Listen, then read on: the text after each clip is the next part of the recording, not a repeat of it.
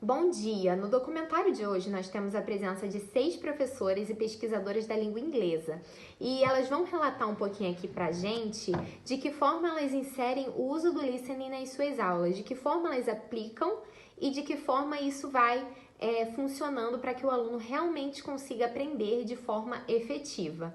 Então, a proposta desse documentário é levantar essas questões do uso do listening nas aulas de inglês e também levantar dados referentes aos alunos que ainda não tiveram contato com o conhecimento prévio que está inserido no listening e também outros contatos de aprendizagem do listening de forma efetiva. Olá, eu sou a Eduarda Abreu, sou pesquisadora da área cognitiva e hoje gostaria de trazer um assunto muito importante em relação a esse ramo de estudo, que é a questão do conhecimento prévio para a compreensão auditiva melhorada.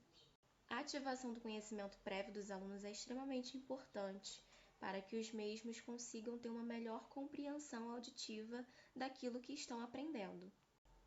O conhecimento prévio é organizado em esquemas, que são representações mentais abstratas e generalizadas da nossa experiência, que estão disponíveis para nos ajudarem a entendermos novas experiências.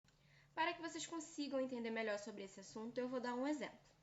Vamos supor que um professor queira dar uma atividade em uma escola, onde os alunos vão precisar criar notícias acerca de algum assunto. Para que esses alunos consigam produzir essa atividade, primeiramente, o professor tem que ter uma noção de conhecimento prévio desses alunos. Então, o professor vai perguntar coisas do tipo: como se escreve uma notícia? Para que ela serve? Onde ela é publicada? E dessa forma, fazendo esses questionamentos, o professor vai ativando esse conhecimento prévio dos alunos. Em uma aula de idiomas, por exemplo, nós conseguimos perceber se o aluno é bem ou mal sucedido pela capacidade que o mesmo tem de contextualizar os seus palpites e de colocar o seu conhecimento prévio em prática. Agora eu vou dar um outro exemplo para que vocês possam entender melhor ainda essa ideia de conhecimento prévio. E uma aula de inglês para crianças, por exemplo. Vamos supor que a professora faça aquela pergunta clássica: What is your name? A criança, por sua vez, provavelmente não vai conseguir responder. Ela não vai entender o que a professora quer dizer com aquela pergunta. Então, a professora pode dizer assim: My name is Eduarda. What is your name? Então, a criança vai conseguir contextualizar a pergunta da professora com a resposta que ela deu com a informação que ela já sabia, que era o nome da professora. Então, essa estratégia da professora faz ativar o conhecimento prévio da criança. Bom, espero que a explicação tenha sido clara. Mesmo de começar a falar um pouco mais sobre o meu projeto, né? Eu queria agradecer essa oportunidade que nós, professoras, né? Eu e mais 5 outras professoras estamos tendo a oportunidade de ter um documentário falando sobre isso. Uma coisa que hoje em dia, né, a profissão do professor, né, está sendo tão questionada, tão desvalorizada. Então, pra gente é muito importante que a gente tenha esse espaço para a gente poder conversar um pouquinho sobre o que nós estamos fazendo. Bom, então, eu sou a professora Júlia de Almeida Caldas, atualmente eu trabalho em 5 escolas, mas esse projeto, né, que a gente está falando aqui nesse documentário, minha vontade é de abranger para os outros lugares que eu trabalho, mas por enquanto é uma escola só, e é sobre essa que eu vou destacar aqui. Há mais ou menos 2 anos eu comecei a trabalhar nesse colégio, né, no Centro Educacional Caldas Figueiredo, e que eu comecei a pensar no projeto que eu faço hoje. Comecei a reparar que os alunos estavam super desinteressados no inglês, né? Na matéria de língua inglesa.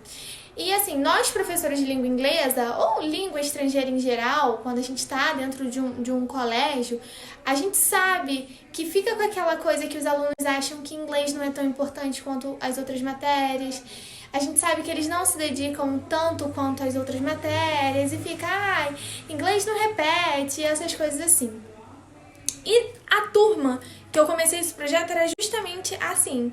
Eles não ligavam muito para as aulas, tudo para eles era verb to be, tava tudo certo. Eles ficavam falando, inglês não vai me repetir, eu não vou repetir por causa de inglês. E aí, nessa turma, nessa escola, né, a turma do primeiro ano do ensino médio, toda vez que passava um exercício de listening, eu comecei a reparar que eles não se atentavam a tentar entender o áudio.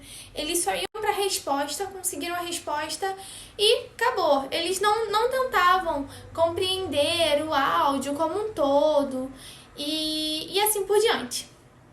E foi aí que eu lembrei do que eu estudei na faculdade sobre o material do Stephen Brown, que é o Teaching Listening. E foi aí que eu comecei, que eu mudei, né, toda a minha abordagem dentro de sala de aula. Destaca 3 pontos do Teaching Listening que são muito importantes.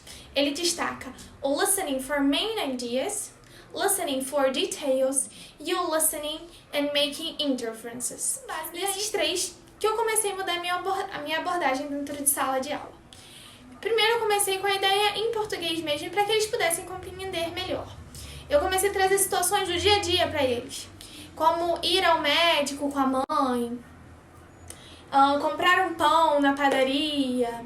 E eu fui trazendo esses diálogos para dentro da sala de aula em português primeiro, para que eles pudessem entender, compreender, para depois a gente ir para o inglês, né?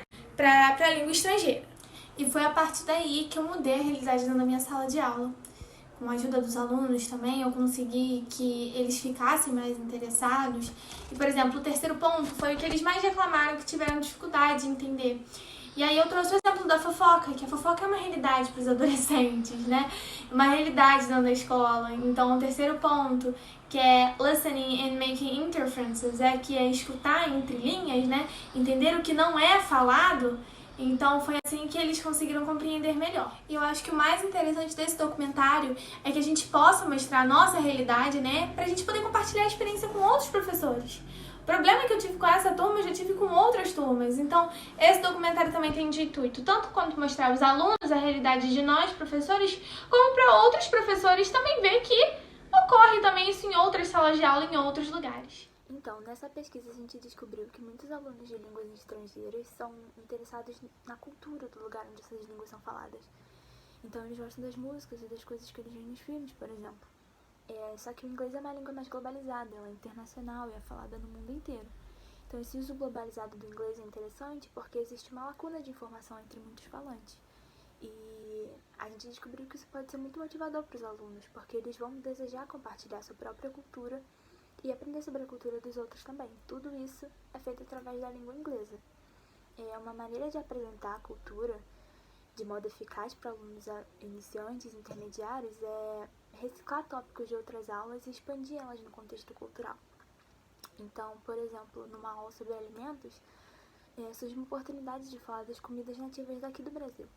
Então, o tópico comida é reciclado e expandido quando a gente compara as comidas nativas daqui com as dos Estados Unidos, por exemplo.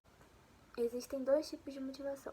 A motivação instrumental, que é aquela em que os alunos só estudam e aprendem para tirar nota boa e passar de ano, e a motivação integrativa, que é o desejo de fazer parte da cultura do país que fala aquela língua.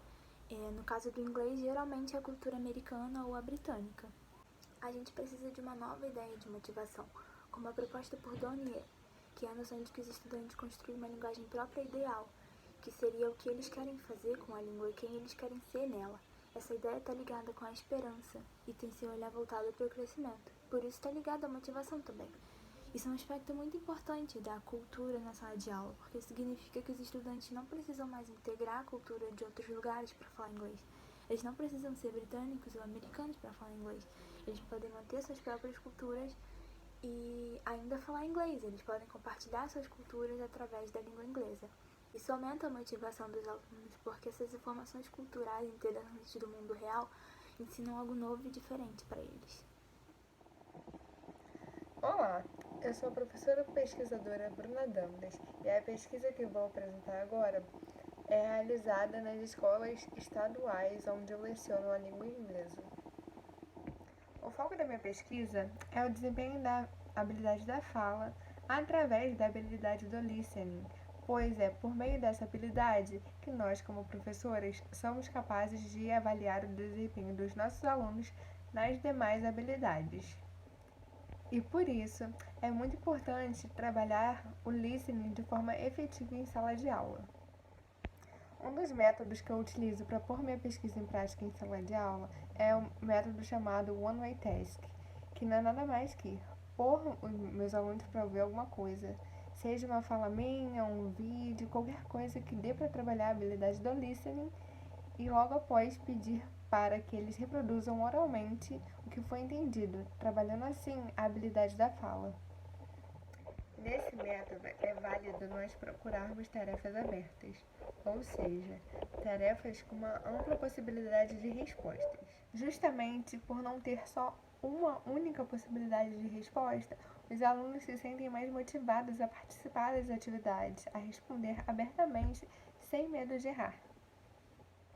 É de suma importância conhecermos a realidade da turma na qual estamos trabalhando, para podermos passar atividades que condizem com a vivência dos alunos.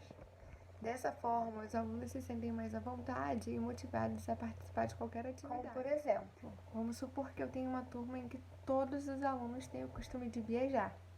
Então, eu posso passar uma atividade em que cada aluno escolha uma viagem que já tenha feito e conte para a turma. Assim, eu posso trabalhar a habilidade da fala e a do listening sem excluir ninguém da turma.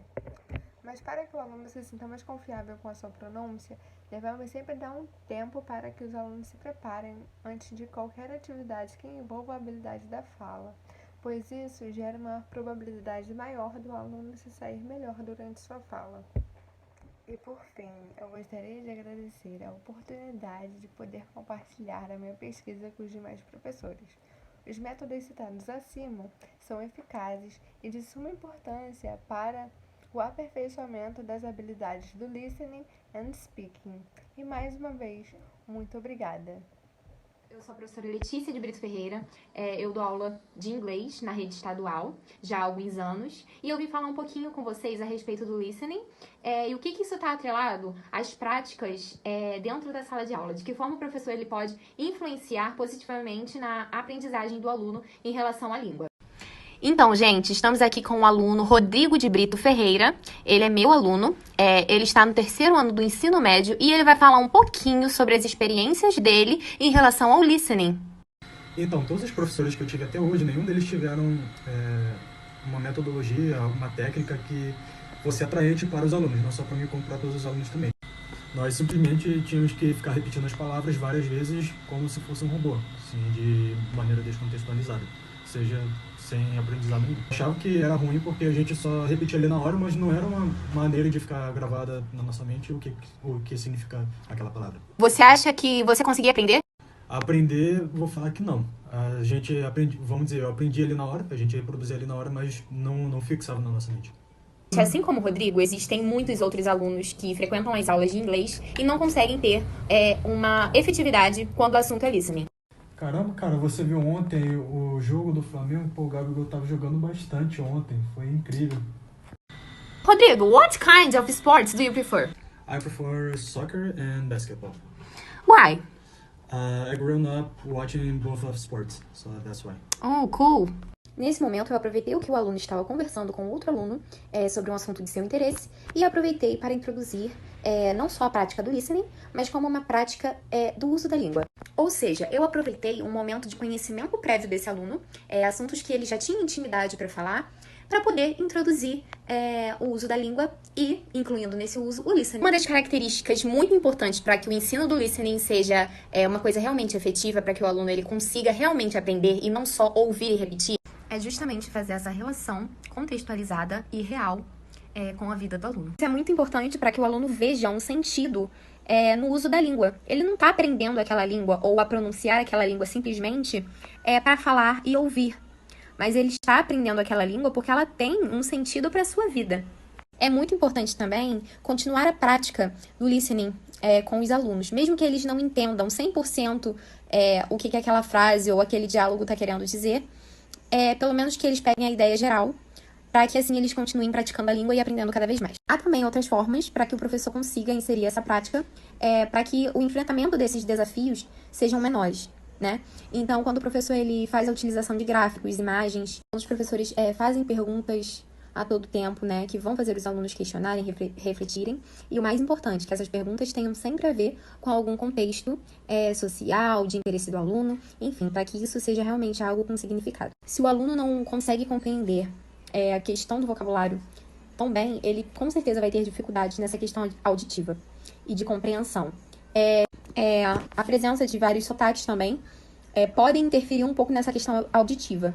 Então, é importante que o aluno esteja sempre aprendendo e ouvindo pessoas falando inglês de diferentes partes do mundo. Sou Ana Letícia de Oliveira Garcia, sou professora de inglês do Colégio Estadual Luísa Gomes e hoje eu estou aqui para falar um pouquinho mais sobre duas estratégias que eu uso para ensinar o listening em sala de aula.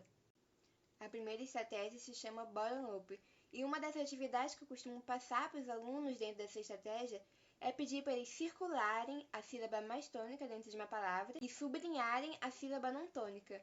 Ou então, também posso pedir para eles circularem a palavra mais tônica dentro de uma frase. Uma outra opção de atividade é pedir para os alunos identificarem algumas palavras dentro de um texto escrito e, após isso, colocar o mesmo texto que eles leram para eles ouvirem e que o inglês é falado. A outra estratégia se chama top-down e uma das formas que eu utilizo ela é pedir para os alunos identificarem no texto que eles estão ouvindo o contexto geral, coisas como a relação entre as pessoas, o que está acontecendo, o cenário que eles estão, a ideia principal e coisas assim. Já falando da questão do ditado, né, que é muito importante nas aulas do listening, alguns exemplos de atividades de digitação que eu utilizo e que funcionam nas duas estratégias são pedir para os alunos escreverem o que eles estão ouvindo, ou então formarem uma frase com a palavra que eles ouvirem, ou até mesmo desenharem o que o professor está escrevendo. Pode pedir para os alunos combinarem a palavra que eles ouvirem com imagens equivalentes. Então, por hoje é isso. Muito obrigada pelo convite para participar. Eu fiz um apanhado de atividades que são úteis para mim, que eu utilizo e eu espero que vocês venham utilizar também. Tchau!